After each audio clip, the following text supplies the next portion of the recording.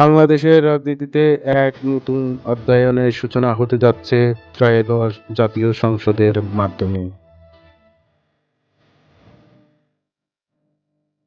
এবারে সংসদ গঠনে সবচেয়ে বড় আলোচনার বিষয় হয়ে উঠেছে নতুন মুখের ব্যাপক উপস্থিতি এবং শীর্ষ রাজনৈতিক নেতাদের প্রথমবারের মতো সংসদ সদস্য নির্বাচিত হওয়া।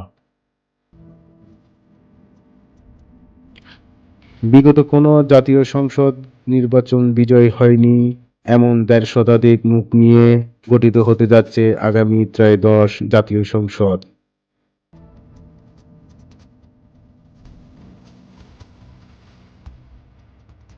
এটি দেশের সংসদীয় ইতিহাসে একটি গুরুত্বপূর্ণ পরিবর্তন হিসেবে দেখা যাচ্ছে। দীর্ঘদিন ধরে রাজনীতিতে সক্রিয় থাকলেও সংসদের বাইরে থাকা অনেক নেতাই এবার জনগণের প্রত্যক্ষ ভোটে নির্বাচিত হয়ে সংসদে প্রবেশ করছেন।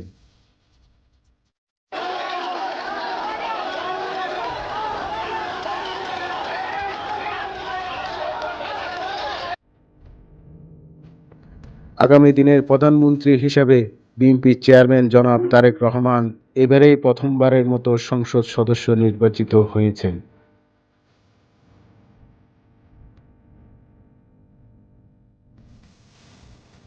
বিএনপির ভারপ্রাপ্ত চেয়ারম্যান হিসেবে দীর্ঘদিন দল পরিচালনা করার পর তার সংসদে প্রবেশে দলটির জন্য একটি গুরুত্বপূর্ণ মাইলফলক হিসেবে বিবেচিত হচ্ছে। তার নির্বাচিত হওয়ায় দেশের রাজনীতিক সমীকরণে নতুন মাত্রা যোগ করবে বলে রাজনৈতিক বিশ্লেষকদের ধারণা। এদিকে বিরোধী দল হিসেবে জিতে যাওয়া জামায়াতে ইসলামের আমির ডক্টর শফিকুর রহমানও প্রথমবারের মতো সংসদ সদস্য নির্বাচিত হয়েছেন। জামায়াতে ইসলামের আমির হিসেবে তিনি দীর্ঘদিন ধরে সংগঠনের পরিচালনা করলেও এবারেই প্রথম জনগণের ভোটে জাতীয় সংসদ প্রতিনিধিত্বর সুযোগ পেলেন। এই দলটির জন্য একটি তাৎপর্যপূর্ণ আগ্রহী হিসেবে দেখা যাচ্ছে। বিশ্লেষকদের মতে নতুন মুখের ব্যাপক উপস্থিতি সংসদীয় কার্যক্রমে নতুন দৃষ্টিভঙ্গি, নতুন চিন্তা, নতুন নেতৃত্বের সম্ভাবনা তৈরি করবে। একই সঙ্গে প্রধান রাজনৈতিক দলগুলো শীর্ষ নেতাদের সংসদের উপস্থিতি ভবিষ্যতে আইন প্রণয়ন নির্ধারিত এবং রাজনৈতিক বিতর্ক আরও সক্রিয় অর্থবহ করে তুলবে।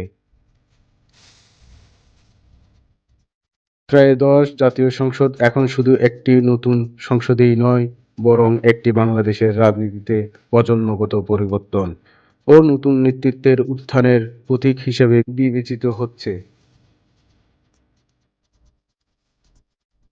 আরও আপডেট পেতে আমাদের চ্যানেলটি সাবস্ক্রাইব এবং শেয়ার ফলো করে আমাদের পাশে থাকুন। Hasan Khan, MHI TV।